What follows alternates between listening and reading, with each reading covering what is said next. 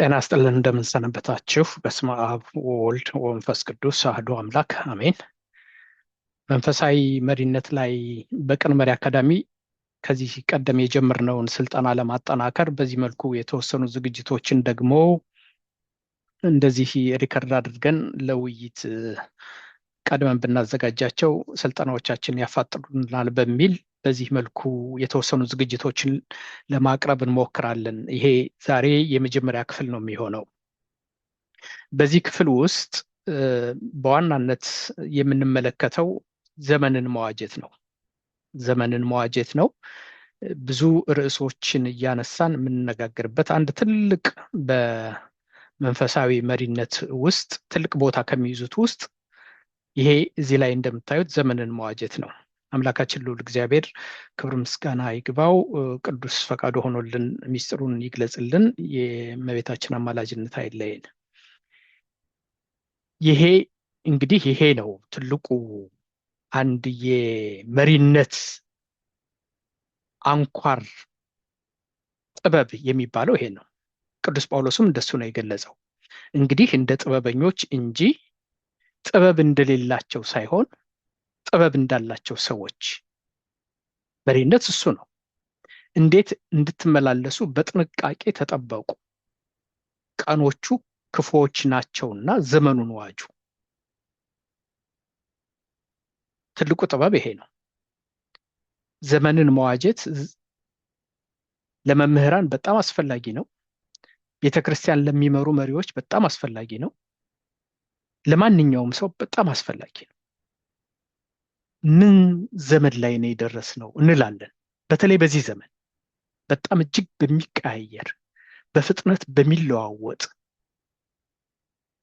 የትናንቱን ገና ተረድተን ሳንጨርሰው አዲስ ነገር እየመጣ በሚያስደነግጠን እጅግ ፈጣን በሆነው ዓለም ውስጥ ዘመንን መዋጀት በክርስትና ለመኖር ቁልፍ ጉዳይ ነው።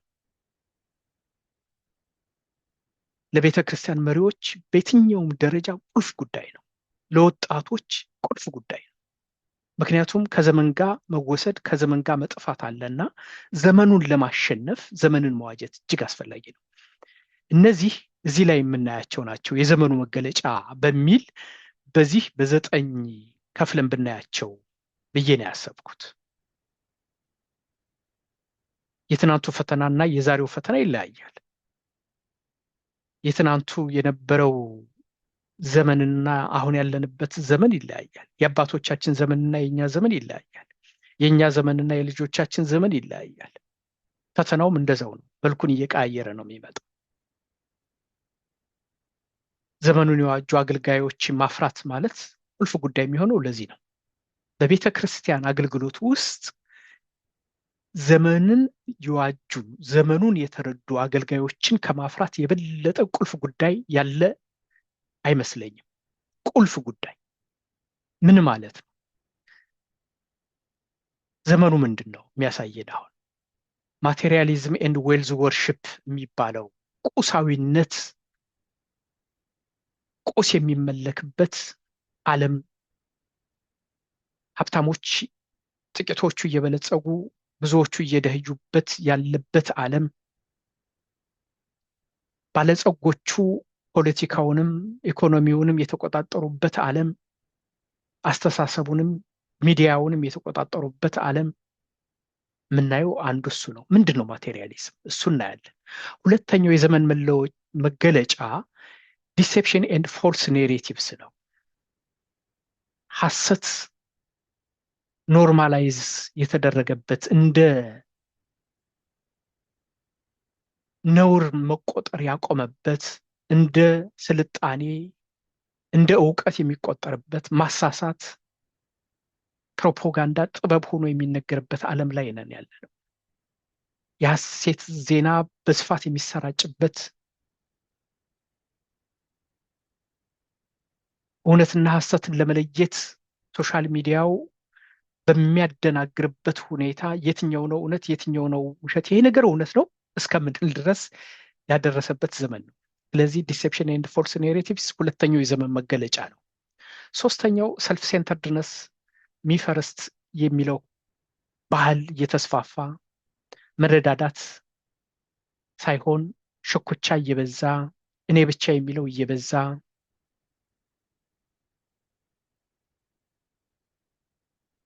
ከማህበራዊ ይልቅ ግለኝነት እየበዛ ያለበት ዓለም ስለሆነ እሱ በሶስተኛ ደረጃ የምናየው። አራተኛው ፕሌዥር ኤንድ ኮምፎርት ኦብሴሽን የሚባለው ነው። አንዱ ከሌላው የሚነጣጠል አይደለም፣ የተያያዘ ነው። ቁሳዊነቱ ፕሌዥር እና ኮምፎርት ኦብሴሽን የሚለውን ሱስ ዛሬ የመንግስታት ትልቅ ራስ ምታት ሆኗል። የቤተሰብ ትልቅ ራስ ምታት ሆኗል። የማህበረሰብ ትልቅ ራስ ምታት ሆኗል። አደገኛ እጽ በጣም መንግስታትን እየፈተነ ያለበት ዓለም ነው። ወጣቶቻችን ልጆቻችን እየፈተነ ያለበት ዓለም ነው። ትውልድ እየገደለ ያለበት ዓለም ነው። ለማስቆም በጣም አስቸጋሪ እየሆነ የመጣበት ዘመን ነው። ወጣቱ የነገ ህይወቱን የሚያጨልሙ ሱስ፣ ዳንኪራ፣ ዝሙት፣ እነዚህ ሁሉ በዚህ ውስጥ የሚካተቱ ናቸው። ትልቅ በሽታ እየሆነ ነው። የትናንቷ ኢትዮጵያና የዛሬዋ ኢትዮጵያ በዚህ መሰረታዊ ልዩነት አላቸው። የትናንቷ ዓለምና የዛሬዋ ዓለም መሰረታዊ ልዩነት አለ። አራተኛው የምናየው እሱ ነው። ከእሱ ጋር የተያያዘ አምስተኛ ሞራል ኢንቨርዥን የሚባለው የሞራል ልሽቀት ብቻ አይደለም፣ ነውር መጥፋት ማለት ነው። ሞራል ኢንቨርዥን ማለት ነውር ሲጠፋ፣ ሀፍረት ሲጠፋ፣ እንዲያውም ሀጣን ክፉ የሚሰሩ ሰዎች እንደ በጎ ሰሪ ሲመሰገኑ፣ ሲወደሱ፣ ሲከበሩ፣ ጽድቅን የሚሰሩ ሰዎች ሲሳደዱ፣ ሲገፉ፣ ሞራል ኢንቨርዥን ማለት እሱ ነው። አምስተኛው እሱ ነው። ስድስተኛው ኢንቴሌክቹዋል ፕራይድ እና ሪፍሌክሽን የሚባለው ነው። ኢንቴሌክቹዋል ፕራይድ እና ሪጀክሽን ኦፍ ጋድ፣ አለማመን እንደ ስልጣኔ እንደገና እየመጣ ነው። ክህደት እየተስፋፋ ነው። እምነት በስም ብቻ እንጂ ከቴክኖሎጂው መስፋፋት ጋር አብሮ እየመጣ ያለው አለማመን እንደ አዋቂነት፣ ማመን እንደ ሞኝነት የሚቆጠርበት ዘመን እየመጣ ነው። ይህን እንዴት ነው ማለፍ የሚቻለው? ስድስተኛው ዘመንን መዋጀት እሱ ነው። ሰባተኛው ዘመንን መዋጀት ኢምፒቲ ስፒሪቹዋሊቲ ነው። አሁን በአንድም በሌላም እየሰማን ነው።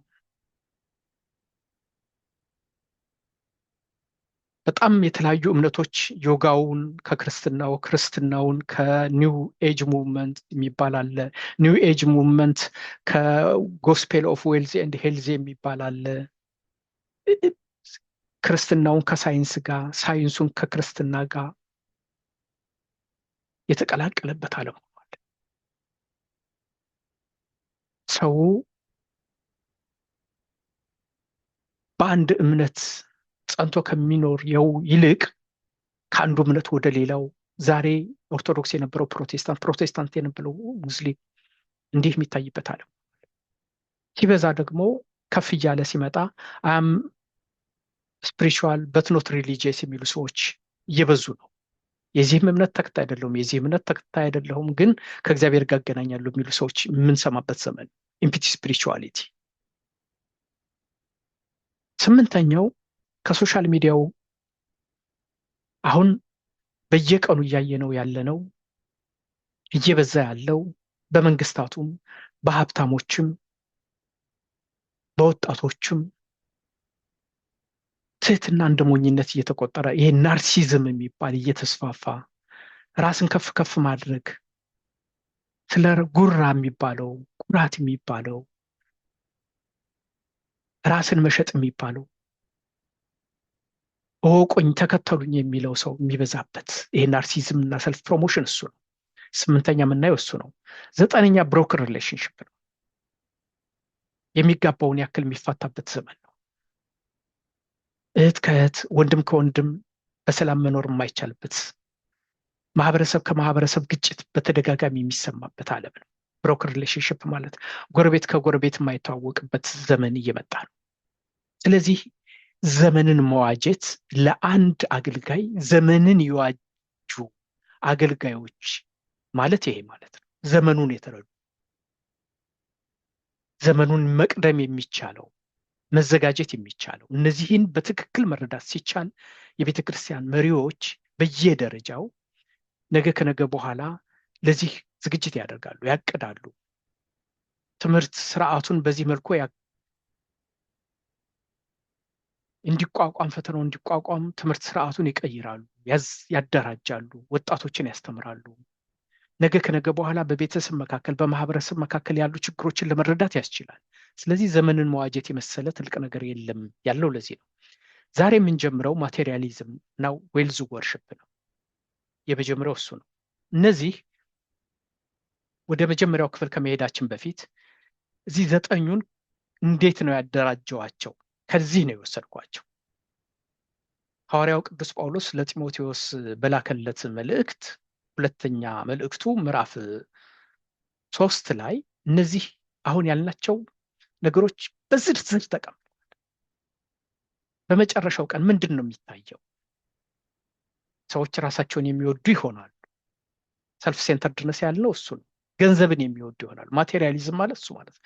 ትምክህተኞች፣ ትዕቢተኞች ያልነው ሰልፍ ፕራይድ፣ ሰልፍ ፕሮሞሽን ያልነው እሱ ነው።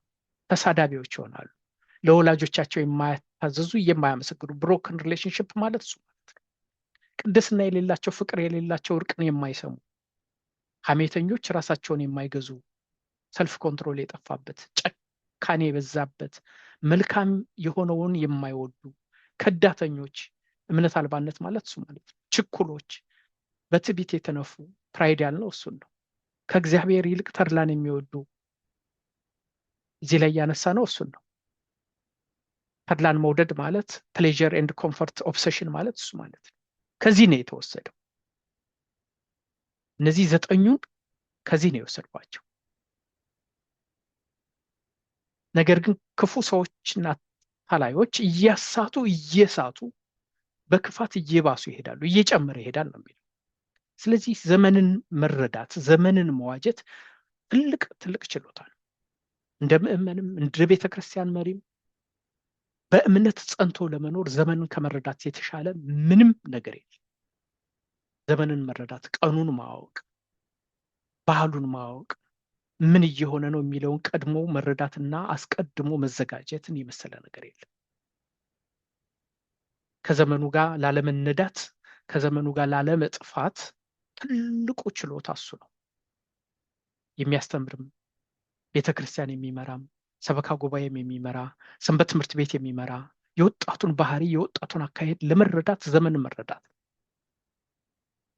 መረዳት እነዚህ ናቸው። ስለዚህ ዛሬ የመጀመሪያውን ክፍል ነው የምናየው፣ ማቴሪያሊዝም ኤንድ ዌልዝ ወርሽፕ። ገንዘብ ሲመለክ፣ ገንዘብ አምላክ ሲሆን፣ እግዚአብሔር በገንዘብ ሲቀየር፣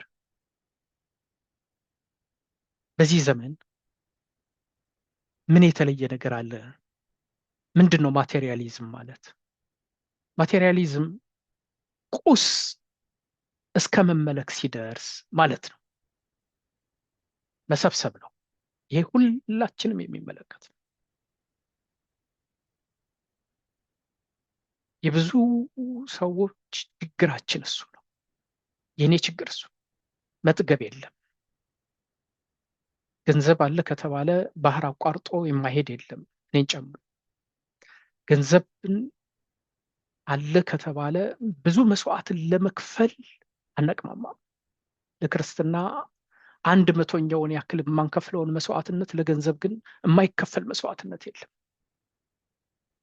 የዛሬ 50 ዓመት የማናየው ዛሬ ብዙ መነኮሳት ወደ ውጭ ሀገር የተሰደዱት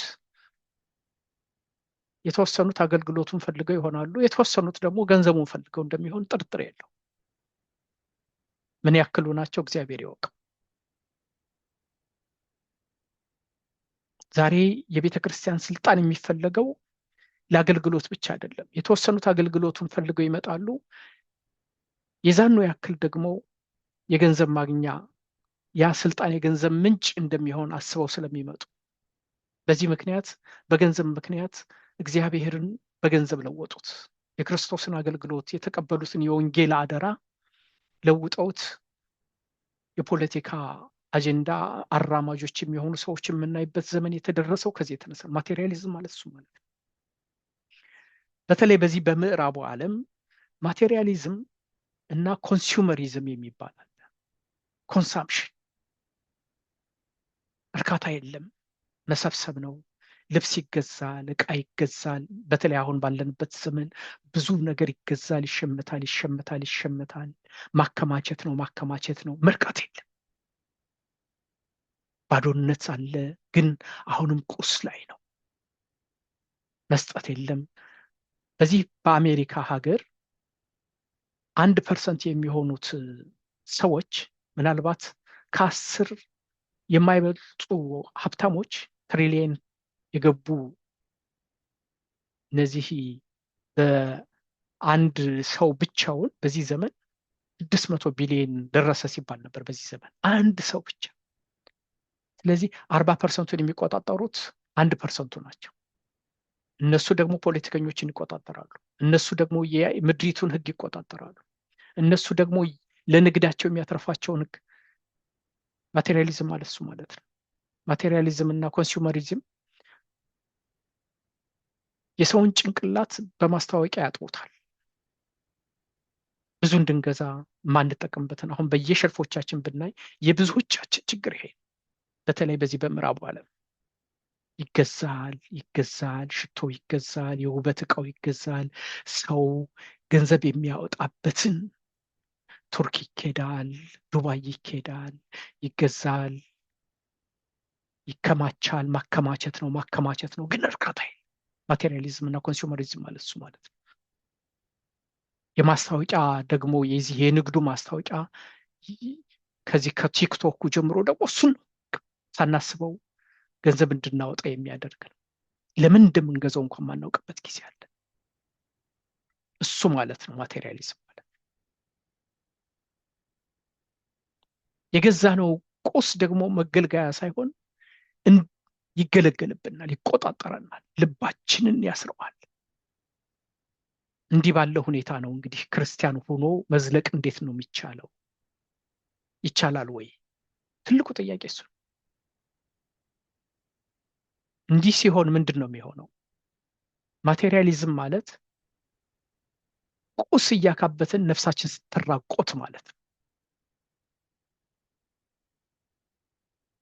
ትልቅ ቤት እንሰራለን፣ ነፍሳችን ግን እየመነመነች ትሄዳለች።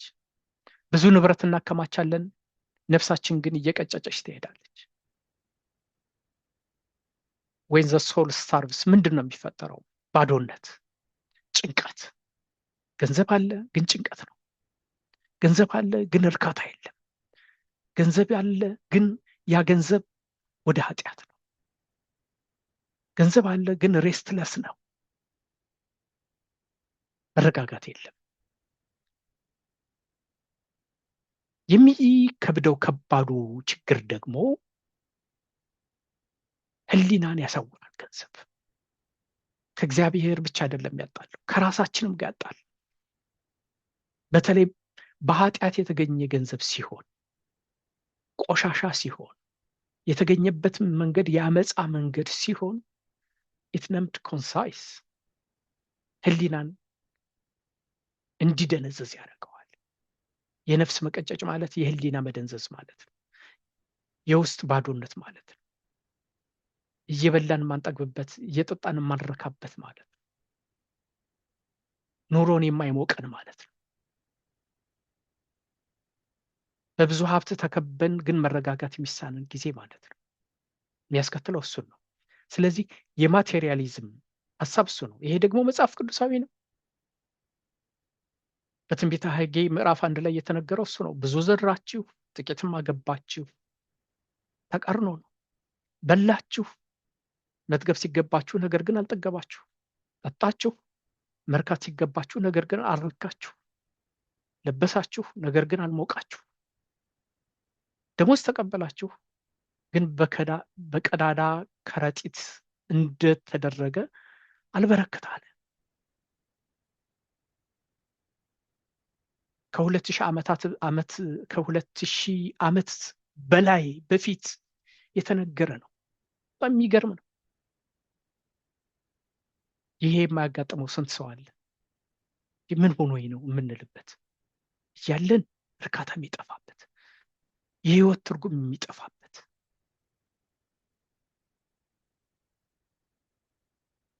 እርካታ የሚጠፋበት፣ መንፈሳችን ርፍ ማለት የሚያቅተው፣ ቫኬሽን ሄደን ተመልሰን ከአንድ ሳምንት በኋላ እንደገና ደግሞ እዛው ሳይክል ውስጥ እንደገና የሚገባል፣ የልብ ሰላም የልብ ደስታ የሚጠፋበት፣ ጊዜያዊ የሚሆንበት፣ ደስታችን እንደ ነፋስ ወደው መጥቶ ወደው ብን ብሎ የሚጠፋበት። በትንቢተ ሐጌ ላይ አንድ መሰረታዊ ጥያቄ ለምንድን ነው ብላችሁ ጠይቁ። የኔ ቤት ፈርሶ እናንተ ይህን ቁስ ስላገኛችሁ እርካታ የሚሰማችሁ አይምሰላችሁ፣ ቤቱን ስትሰሩ ነው የሚለው። ይሄ ሁሉ የሚገኘው በእግዚአብሔር መልክና ምሳሌ የተፈጠሩ ሰዎች እየተራቆቱ እያራቆትን ሀብት በቆሻሻ መንገድ ድሆችን በመበዝበዝ ከድሆች በመንጠቅ የሚገኝ ሀብት እርካታን አይሰጥም። የሚገኝ ቢሆን ኖሮ ብዙ ሚሊዮነሮች ራሳቸውን ሲያጠፉ አናይም ነበር። በሱስ ተጠምደው አናይም ነበር። በሐሺሽ ሲማቅቁ አናያቸውም ነበር። ሀብት ሰላምን የሚሰጥ ቢሆን ኖሮ፣ ሀብት ኢሉዥንም እሱ ነው። ገንዘብ ሁለተኛው የማቴሪያሊዝም ከባዱ ተጽዕኖ ገንዘብን መውደድ የክፋት ሁሉ ስር ስለሆነ፣ የክፋት ሁሉ ስር ነው። ገንዘብ አይደለም ገንዘብን መውደድ፣ ሁለቱ ልዩነት አላቸው። ገንዘብን ማምለክ፣ ገንዘብ አስፈላጊ ነው፣ መስራት በጣም ጥሩ ነው።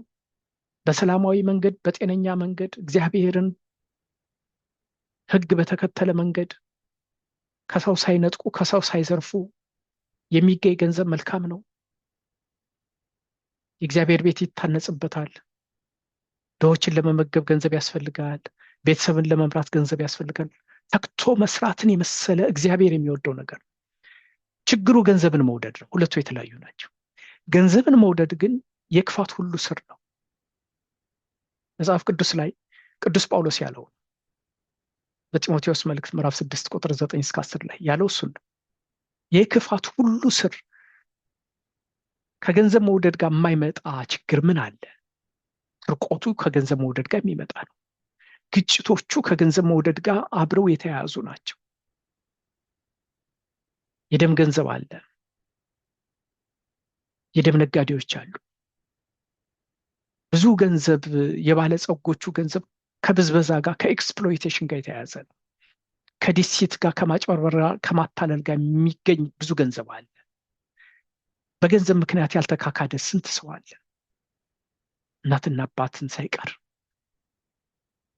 ወንድምና እህት ሳይቀር የሚተማመኑ ባልንጀሮች ሳይቀር።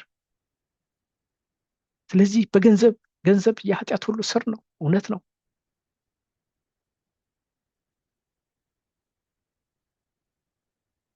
ሰው እኮ የሸጠው እና ሲሸጠው የኖረው እና አሁንም የሚሸጠው እኮ በገንዘብ ምክንያት ነው። ኦፕሬሽን ያለው ኤክስፕሎይቴሽን፣ ኢንጀስቲስ፣ ፍትህ የሚጣመመው ዳኞች ፍትህ የሚያጣመሙት በገንዘብ ምክንያት ነው። ስለዚህ ገንዘብ የክፋት ገንዘብን መውደድ ገንዘብ አይደለም፣ ገንዘብን መውደድ ሁለቱ ልዩነት አላቸው።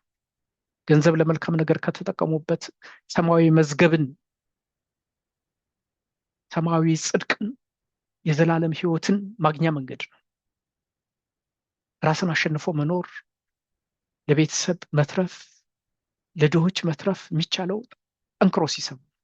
በዚህ መካከል ልዩነት አለ። ገንዘብን መውደድ በቆሻሻ መንገድ በአመፃ መንገድ ገንዘብ ሲገኝ ግን የኢንጀስቲስ ሁሉ መሰረቱ እሱ ነው። ዛሬ በሀገራት መካከል ሳይቀር ፍርድ የሚዛባው፣ ዳኞች ፍርድ የሚያዛቡት፣ ባለስልጣናት ፍርድ የሚያዛቡት፣ ባለስልጣናት በባለሀብቶች እጃቸው የሚጠመዘዘው፣ ፍትህ የሚዛባው፣ ድሆች የሚያለቅሱት ገንዘብ የሚያመጣው ጣጣ ነው። ስለዚህ ገንዘብን መውደድ የክፋት ሁሉ ስር ነው የተባለው እንዴት አድርጎ እንደገለጸው የሚገርም ነው። ለምንድን ነው እዚህ እንዳለው? ገንዘብ እኮ አምልኩኝ ይላል። ለገንዘብና ለእግዚአብሔር ለሁለት ጌቶች መገዛት አትችሉም ብሎ ጌታችን አምላካችን መድኃኒታችን ኢየሱስ ክርስቶስ በማቴዎስ ወንጌል ምዕራፍ 6 ቁጥር 24 ላይ ሲናገር መቼም በመጽሐፍ ቅዱስ ውስጥ ሌላ ከእግዚአብሔር ጋር እንዲተካከል ሆኖ የቀረበ የለም። ገንዘብ ብቻ ነው የቀረበው። ለገንዘብና ለእግዚአብሔር አምልኩኝ ይላል። ልብን ይቆጣጠራል፣ እግዚአብሔርን ያስረሳል፣ የድሆችን እንባ ያስረሳል፣ ድሆችን እንድንጠላ ያደርጋል፣ ከሰው እንድንርቅ ያደርጋል፣ ሕሊና እንዲደነዝዝ ያደርጋል፣ በጥፋት ላይ ጥፋት ይጨምራል። በሰዎች እልቂት ላይ ቢሆን ገንዘብ እስከተገኘ ድረስ ግጭቶች፣ አሁን የኢትዮጵያ ግጭቶች ከገንዘብ ጋር የሚያዙት ስንት ናቸው? ስንት የደም ነጋዴ ያለበት በዚህ ግጭት ውስጥ። ገንዘብን ማምለክ ሲመጣ እንደዚህ ነው።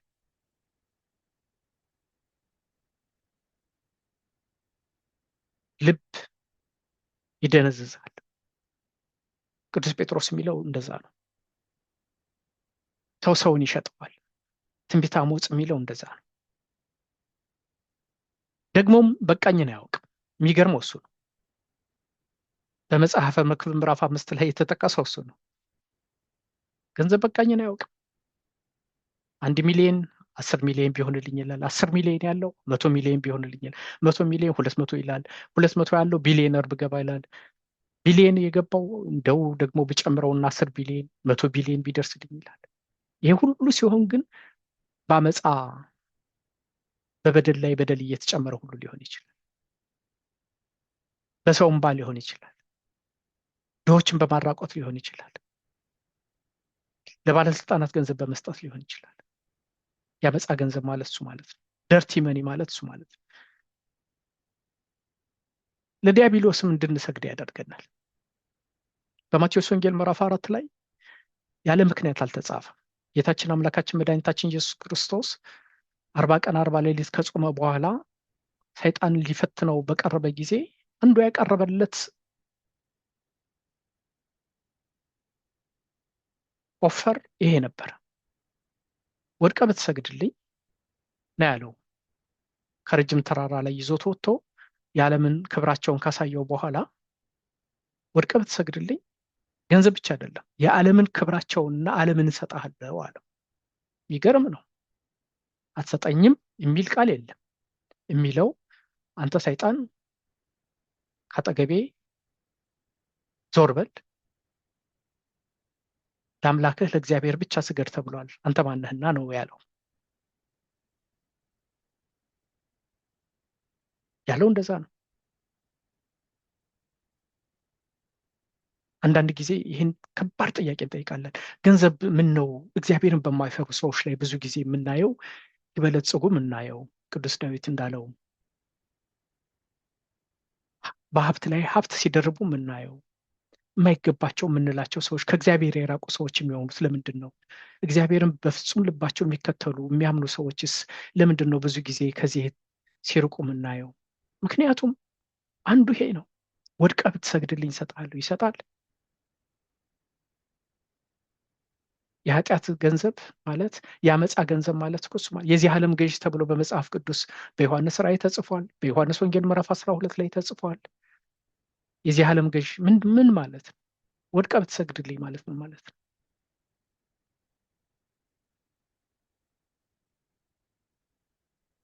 በዓለም ላይ አመፅን የሚቀሰቅሱ በዓለም ላይ ክፉ ነገርን የሚዘሩ ሰዎችን እያጠመደ ገንዘብ ይሰጣል። የማቴሪያሊዝም ከባዱ ገጽታ እሱ ነው። ሌላው ገጽታ የማቴሪያሊዝም ከባዱ ገጽታ ገንዘብ ቅድም እንዳልነው መጽሐፈ መክብብ ላይ እንዳለው ነው። በቃኝን አያውቅም። ኢሉዥነሪ ነው፣ አሳሳች ነው፣ አታላይ ነው። እነዚህ ዘሰበን ኢሉዥንስ ያልኳቸው እነሱን ናቸው። ጥቂት ይላል፣ ይጨምራል፣ ይጨምራል። አሁንም በቃኝን አያውቅም። ደህንነትን የሚሰጠን ይመስላል። እንዲሁ ገንዘብ ባገኝ 1 ሚሊዮን ባገኝ እንዲሁ 5 ሚሊዮን ባገኝ 10 ሚሊዮን ባገኝ እኮ እንዲሁ ሁሉም ነገር የሚሟላልን ደስተኛ የምንሆን አስመስሎ ያሳየናል። እንደሱ አይደለም፣ እንደሱ አይደለም።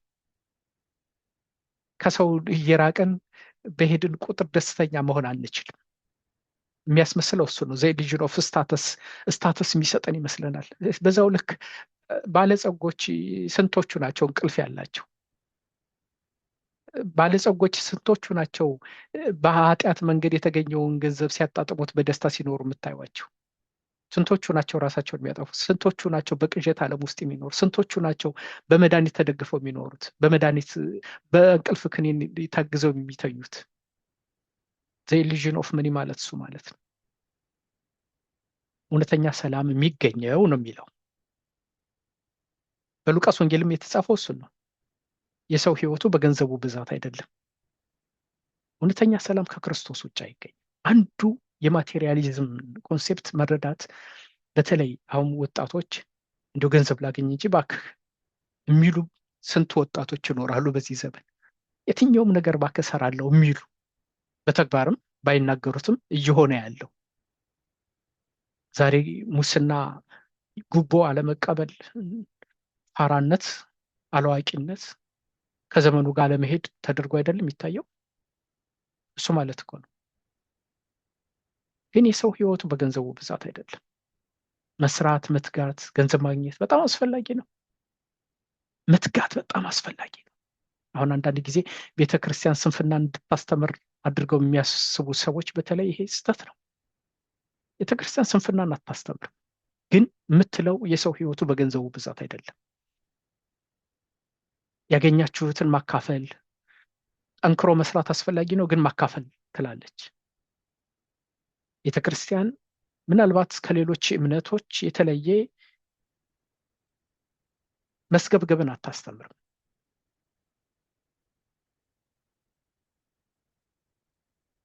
መስገብገብን አታስተምርም፣ አትሰብክም።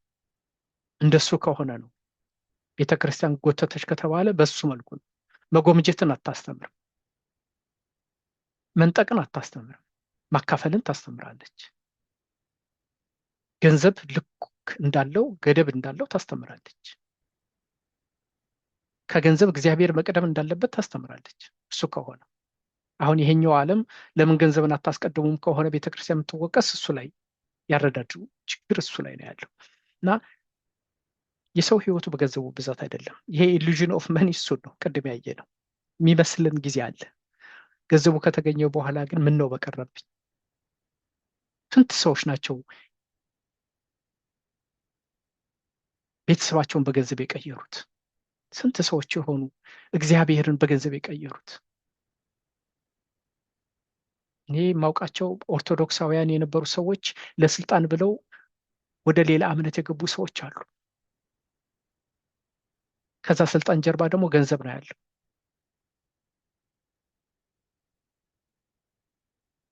ሰው ዓለሙን ሁሉ ቢገዛ ነፍሱን ካላዳነ ምን ይረበዋል? ምን ይጠቅመዋል? የሰው ሕይወቱ በገንዘቡ ብዛት አይደለም።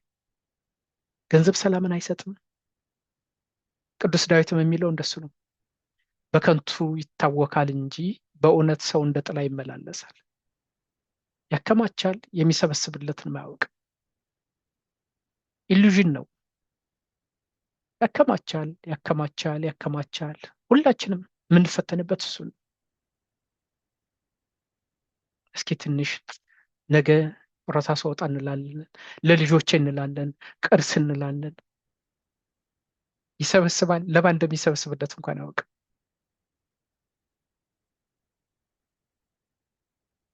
ምንም ነገር ሳንይዝ ወደ መቃብር እንወርዳለን።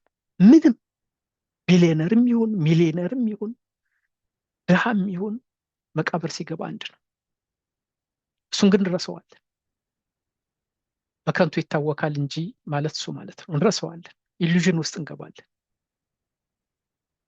ለልጆቻችን የምናወርሳቸው ይመስለናል፣ ግን አይደለም።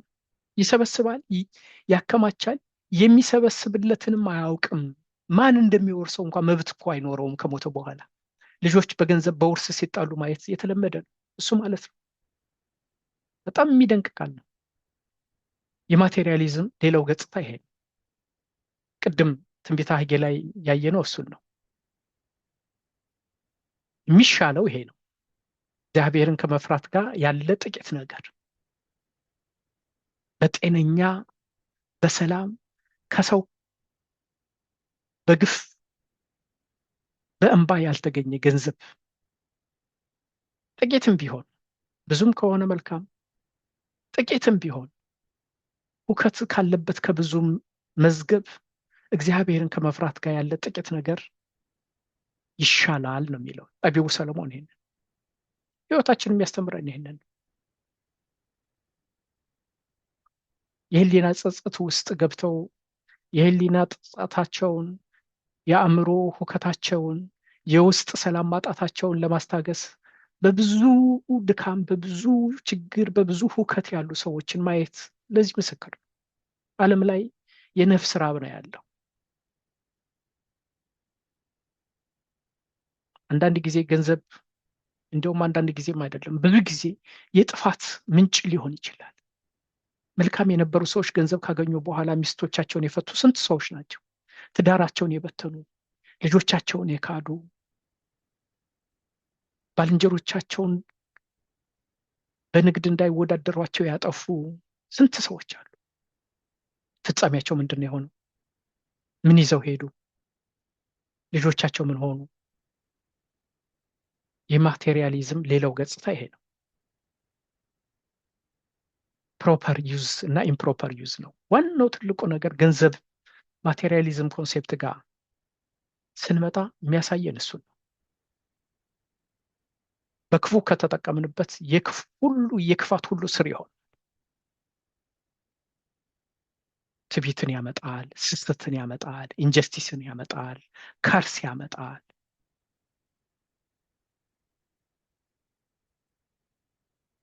ከሰው እንድንለይ ያደርጋል፣ ባዶነትን ያመጣል፣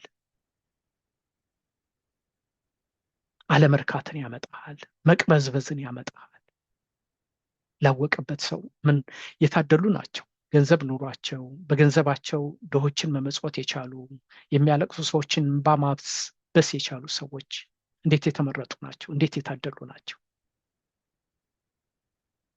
ባላቸው ጊዜ ወገናቸውን በነፃ ማገልገል የቻሉ ሰዎች እንዴት የታደሉ ናቸው! መቅናት የሚያስፈልገው እንደዚህ ባለ ነው። ከማቴሪያሊዝም ኮንሴፕት መውጣት ማለት እሱ ማለት ነው። በመጽሐፍ ቅዱስ አንድ በጣም ድንቅ ቃል አለ ማርያምና ማርታን የሚያወዳድርበት። ማርያም ሆይ ማርታ ማርታ ሆይ ማርያምስ የማይቀሟትን በጎ ዕድል መረጠች። ማርታ ለብዙ ነገር የምትጨነቅ ነበረችና ማርታ ስለ ብዙ ነገር ለምን ትጨነቂያለሽ? የሚበቃው እኮ ጥቂት ነው። ጥቂት ብቻ አይደለም፣ አንድ ነገር ነው። የማቴሪያሊዝም ኮንሴፕትን በደንብ ያስረዳል። ምን ያክሉን ነው የምንጠቀምበት? ብዙ የወጣንለት የደከምንለት፣ ቤተሰቦቻችንን የበተንበት፣ ከሰው ያራቀን፣ ከሰው ያለያየን ያ ገንዘብ ከመጣ በኋላ ምን ሊሰጠን? የሚበቃው ጥቂት ነው። ወገንን ማገልገል ቢቻል፣ መረዳዳት ቢቻል፣ ፍትህን አለማጣመም ቢቻል፣ ሰላማዊ ሀገር መመስረት ይቻላል። ጤናማ ሀገር መመስረት፣ ጤናማ ማህበረሰብ፣ የሚዋደድ የሚፋቀር፣ ጥላቻ የማይዘራበት ሀገር መምጣት ሁሉ ይችል ነበር። ስለዚህ ማቴሪያሊዝም ከሰው አልፎ ከማህበረሰብ አልፎ አገርንም ሁሉ ሊቆጣጠር ይችላል። አሁን የምናየው ዓለም እንደሱ ነው። እግዚአብሔር የሚጠላው ማከማቸትን ነው። እግዚአብሔር የሚጠላው ስስትን ነው። እግዚአብሔር የሚጠላው ገንዘብ ሲኖር እግዚአብሔር አያስፈልገኝም ማለትን ነው። ትዕቢትን ነው። መታበይን ነው። ከእግዚአብሔር መራቅን ነው። በሀብት መመካትን ነው። ባለጸጋ ሆኖ በራሱ የማይመካ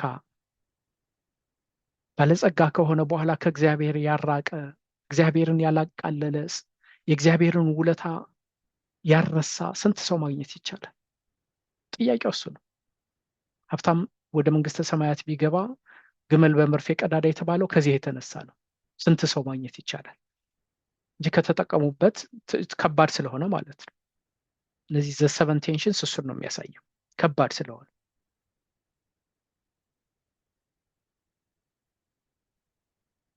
እግዚአብሔርንም ገንዘብንም ሁለቱንም እኩል ማምለክ አይቻልም።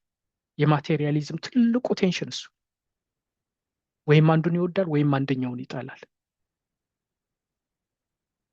እየሰረቁ እግዚአብሔርን እወዳለሁ ማለት አይቻልም። ከሰኞ እስከ ዓርብ ድሃን እያስለቀሱ ለቤተ ክርስቲያን ሙዳየ ምጽዋት በመስጠት ሕሊናን ማጽናናት አይቻልም። የሚመጣበት መንገድ ገንዘብ በትክክለኛ መንገድ መሆን አለበት። ከምንም በላይ ግን የማቴሪያሊዝም ትልቁ ችግር አንድ ባለጸጋ አንድ ጊዜ የተናገረው በጣም እጅግ መሰረታዊ የሆነ ቁም ነገርን የያዘ የማስታውሰው ነገር አለኝ። አንድ ቢሊዮነር ነው እና እንዴት ነው አሁን ምን ይሰማሃል አለው። ገንዘብ ማግኘት እኮ ገንዘብን ጥቅም ላይ እንደማዋል ከባድ ፈተና የለም፣ ገንዘብ ማግኘት ይቀላል። ገንዘብን ካገኙ በኋላ ገንዘብን በትክክል መጠቀም ነው ከባዱ ፈተና አለ። እውነት ነው። ከባዱ ፈተና እሱ ነው፣ ለሁለት ጌቶች መገዛት ስለማይቻል። ግን ገንዘብ በረከት ይሆናል። በተለይ የኢትዮጵያ ኦርቶዶክስ ተዋሕዶ ቤተክርስቲያን አንጻር ስናየው ሰው በተለይ በየትኛውም መንገድ ስኬታማ መሆን አለበት። በንግዱም በስልጣኑም። ዋናው ቁም ነገሩ ገንዘብ የመገልገያ መሳሪያ መሆኑ፣ ስልጣን የማገልገያ መሳሪያ መሆኑ፣ ገንዘብ እንዲገለገልብን እንዲቆጣጠረን ሳይሆን ድሆችን የምንረዳበት፣ ለሌሎች የምንተርፍበት፣ ለቤተሰብ የምንተርፍበት ከሆነ ስኬት ጥሩ ነው። እግዚአብሔር በረከትን እኮ ይሰጣል። በዘዳግም ምዕራፍ 8 ምዕራፍ 18 ላይ ያለው ይሄንን ነው የሚያሳይ። በረከት ከእግዚአብሔር ይመጣል። የበረከት ምንጭ እግዚአብሔር ነው። የሁሉም በረከት ምንጭ በትክክል ከተጠቀሙበት። ብለሲንግን ቆጥሮ እግዚአብሔርን የምናመሰግንበት፣ ድሆችን የምንረዳበት፣ ለሌሎች የምንተርፍበት ከሆነ ባለጸግነት ትልቅ ትልቅ እድል ነው። አደራ ነው። ስቲዋርድሽፕ ነው። እግዚአብሔር የምናከብርበት ስቲዋርድሽፕ። ስለዚህ የማቴሪያሊዝም ገጽታዎች እነዚህ ናቸው። ዘመንን መዋጀት ክፍል 1 ይሄን ይመስላል። ዘመንን መዋጀት ክፍል 1 ማቴሪያሊዝም የሚያመጣውን ጣጣ፣ ቁሳዊነት፣ ኮንሱመሪዝም፣ ቁስን ማምለክ በዚህ ዘመን በጣም በጣም ከዘመን ዘመን እየጨመረ፣ ስስት፣ እኔ ብቻ ማለት ከዘመን ዘመን መልኩን እየለዋወጠ አሁን በተለይ ከደረስንበት ዘመን ገንዘብ ብቻ የሚመለክበት የአምልኮት መልክ አላቸው እንደተባለው ገንዘብ ብቻ፣ ገንዘብ አዲሱ አምላክ እስከ መሆን የደረሰበት ከመባል እስከ መጠራት የደረሰበት ዘመን ላይ የደረስን ስለሆነ ይህንን አንዱ ዳይሜንሽን ማቴሪያሊዝም እና ዌልዝ ወርሽፕ ዘመንን መዋጀት ጋር ተያይዞ አንዱ በደንብ ሊጠና የሚገባው ዘመንን መዋጀት ከመሪነትም አንጻር ከምዕመንም አንጻር ሁሉም ሰው ሊመረምረው የሚገባው ሊያውቀው የሚገባው እንደ መነሻ የሚሆን ለውይይት መግቢያ የሚሆን ያክል በዚህ መልኩ ለማዘጋጀት ፈልጌ ነው። እግዚአብሔር ይስጥልን። ያስተማረን አምላካችን ልዑል እግዚአብሔር ክብር ምስጋና ይግባው። በቀጣይ በዚህ ውይይት እናደርጋለን። እግዚአብሔር ይስጥልኝ በድጋሚ።